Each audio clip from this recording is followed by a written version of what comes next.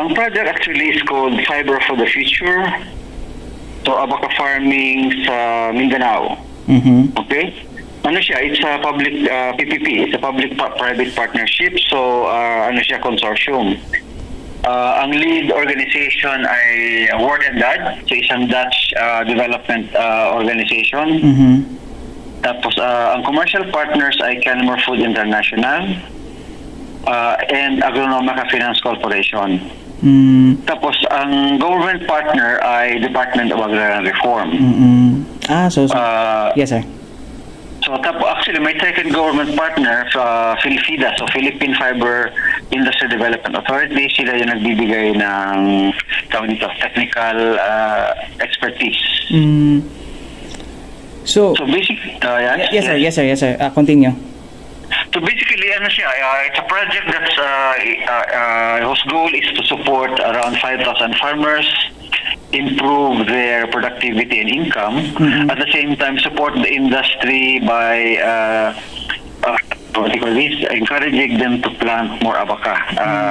Nung na-conceptualize kasi ang project, merong according to Philfida, yung government agency, nag-isisi tayo around 125,000 hectares na dapat itanim para ma-support yung volume requirement ng industry. So yan basically yung project. Okay. Dito sa Davao region, sir, sino yung partners, sino po yung beneficiaries ninyo na farmers sa Davao region? Marami. So may mga partners na agrarian reform beneficiaries, which means partner ng DAR. Tapos meron din mga partners na smallholder farmers na contact ng Kenmore. So, itong project niyo, sir, yung tawag ito, yung abaca farming project ninyo with Department of Agrarian Reform is basically yung partners niyo is to whole Mindanao. Ang target actually whole Mindanao, pero sa ngayon at this moment ang farmers ay nasa actually Bukidnon. At karamihan actually nasa Caraga region. So Agusan del Sur, Agusan del Norte. Tapos sa Davao region nasa kami, Davao Oriental, so Katiil, Baganga. Tapos mayroong mga bagong farmers na nasa Davao de Oro. Yes po, sir. Yes. Ano po yun, sir? Kasi nawawala eh. Sa Davao de Oro, ano yung mga places sa Davao de Oro yung at saka yung ibang medyo na-miss kasi nawala yung linya niya eh. Okay. Yes, sir. So sa Davao region, so nasa Davao Oriental. Katiil, Baganga, Boston, Davao de Oro, Malita, Santa Cruz. Davao del Sur at saka Davao Occidental. Occidental. Okay po. Sir, ask ko lang po, bakit yung focus niyo dun sa partnership niyo is more on the abaca fiber farming? Why is it na hindi na lang dun sa food aspect po ng Kenmore Food Incorporated International? Ang Kenmore Food is more known for cacao. Yan nga eh. So it's really more at least the biggest percentage ng operation niya ay cacao. Medyo mature na yung market na yun eh. Yung production and everything, it's already smooth. Although kailangan pa rin na maraming cacao beans. Pero may mga kasi, mga areas na may galing mismo sa farmers na nakita nila yung opportunity sa abaca. So nag-request sila ng support. If it's nandoon na rin naman yung Kenmore sa mga areas na yun. So sinubukang pumasok sa ganung market. Itong abaca fiber. So ano ba yung mga interventions na ibinibigay niyo, especially those ARBs na beneficiaries niyo dito sa not just here in Davao region but also in other places of Mindanao? Ang tawag, actually may tawag yung Kenmore dyan na seed to market intervention. So pag-start pa lang ng planting, so start with site selection, providing ng inputs, seedlings, fertilizer, tapos training on, of course, nandiyan training on how to plant, establish the farm, how to maintain, how to deal with pests and diseases hanggang market. So, sir, yung project po ba nasimulan na? Actually, yes. It's in the middle of implementation. So may naka-harvest na ba, or yung planting phase pa lang nung Abaca fiber? So to date, meron kaming partner na 2,313 farmers. Individuals po to, sir? Individuals po to, itong 2,000? Individual farmers. Tapos to date, medyo mababa pa ang production. I think last year ang delivery nila is around 615 metric tons. So may harvest na, sir? May mga areas na may harvest na. It takes around 2 years para maging productive and around 5 years para maging fully, kumbaga, optimum production. So, nasa third year. Third year lang sila. Oh, so, may we know, sir, kung saan areas yung nakapag-harvest na ng Abaca? Actually, may harvest sa Bukidnon, mayroong harvest sa Caraga, mayroong harvest sa Davao Region. Iba-iba naman kasi yung timing ng planting. So, hindi sabay-sabay. It takes some time na makapag-establish ng farms. So, yun pala ang But anyway, sir, no, kasi may issue kasi dyan sa may Bukidnon area, specifically dyan malapit sa Davao del Norte na side, no, yung Don Carlos at saka kasi may yung Daratex fiber is hindi daw yun tinatawag nila hindi daw yun tunay na Abaca. Do you have also interventions, especially those areas na dating influence ng yung insurgency area dito sa Davao region, kasi yun yung kabuhayan nila ngayon dyan, especially in Davao del Norte and Davao and some parts of Bukidnon. Ito lang Ihod area, di ba? Yes po. Maraming Daratex dyan. Actually, ang problem nila ngayon, kasi noon may bumibili, hindi pa alam ng mga processor. Nung malaman nila na hindi siya true Abaca, wala na bumibili. So may problem mo yun doon sa areas. Maraming support ang binigay doon, yung pati yung military na involved na sa pagtatanim. Pero dahil Daratex, wala na nga yung buyers. Meron kaming tinitingnan na potential support kung gusto nilang mag-change ng crop. Hindi naman nila actually kasalanan yung pag-plant ng Daratex, akala nila Abaca yun eh. Oh, yun nga, sir. Ang problem ng Daratex, weaker siya compared sa to Abaca. May interference na naman, sir. So, yun, kaya ang government actually, ang FIDA, yung agency na involved sa fiber, dinidiscourage sila mag-propagate ng Daratex. Actually, ang campaign nila ngayon, eradicate lahat ng Daratex area kasi sisira yung industry eh. Yun pala yun.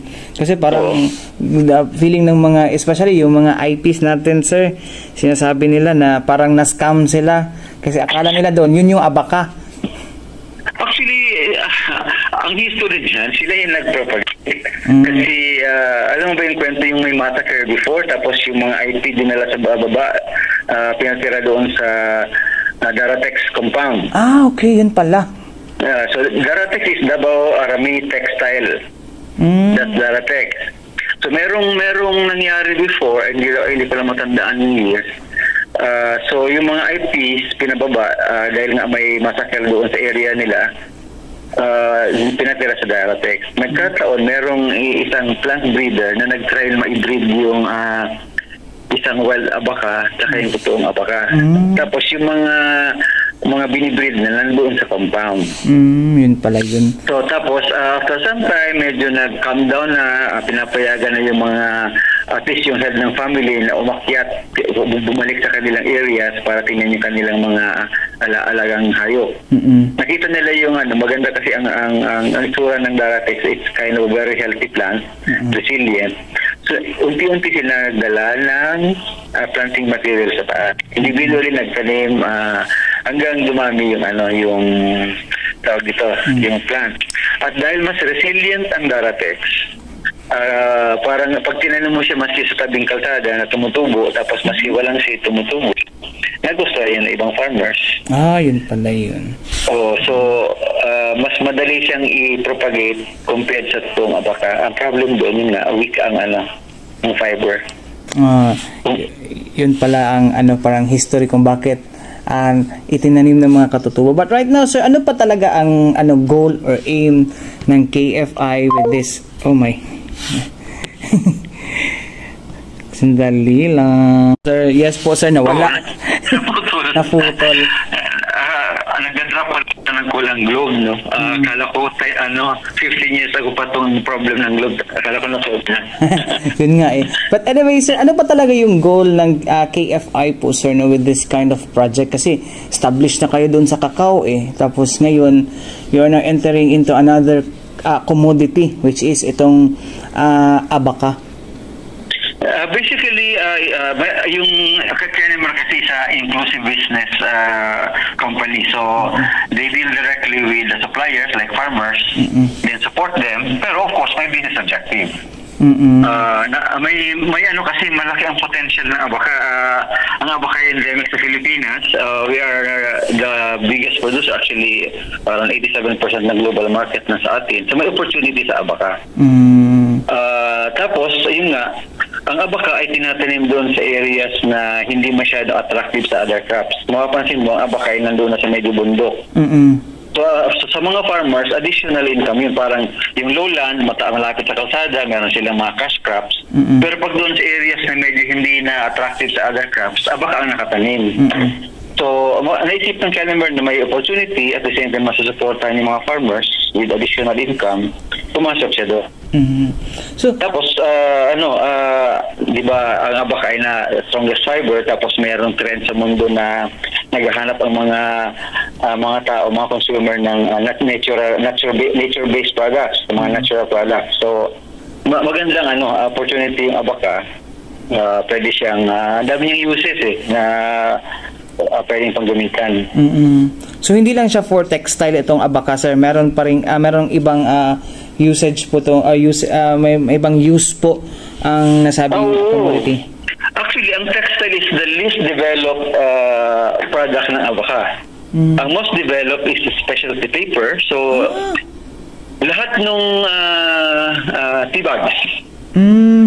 So ang T-bag sa abaka, ang filter ng cigarette, ginagamit din siyang wrapping ng sausages.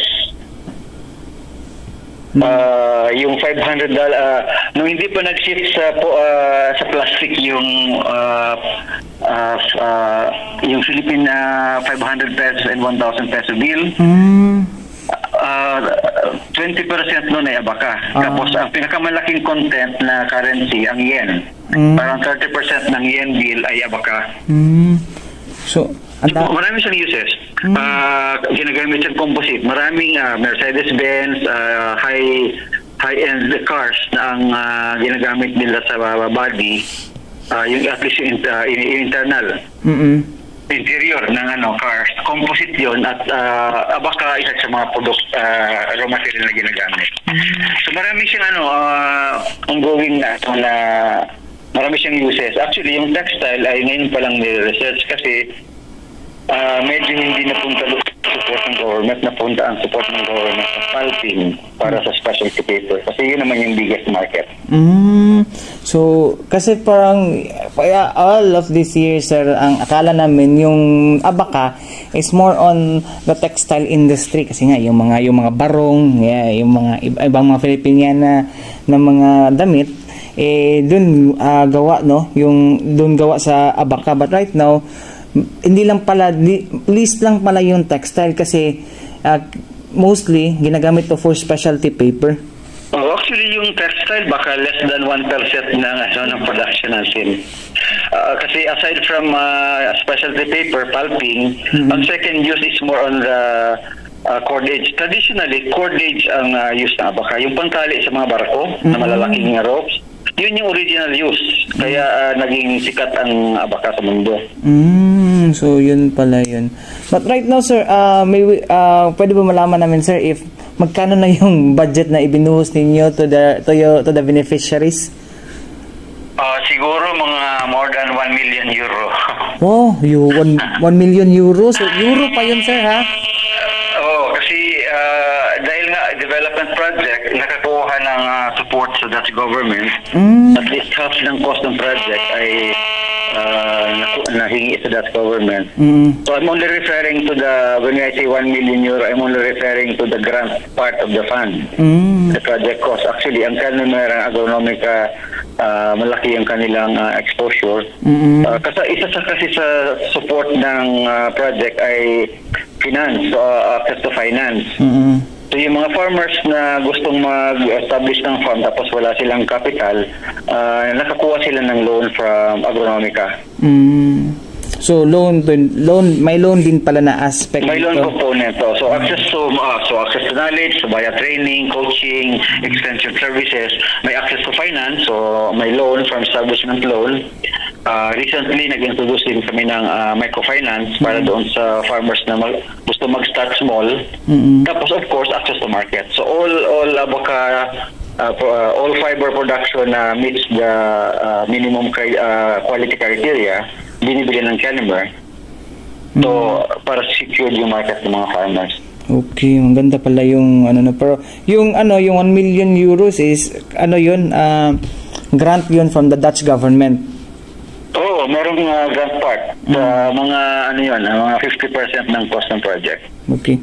Anyway, sir, do you have plans to expand this kind of project po, not just here in Mindanao but also in other places in the Philippines?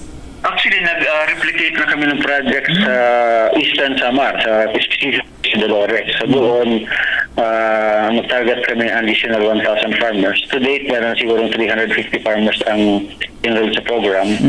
So, yung model na sinimulan dito sa Mindanao, ang idea naman is i-replicate or i-adapt sa ibang area.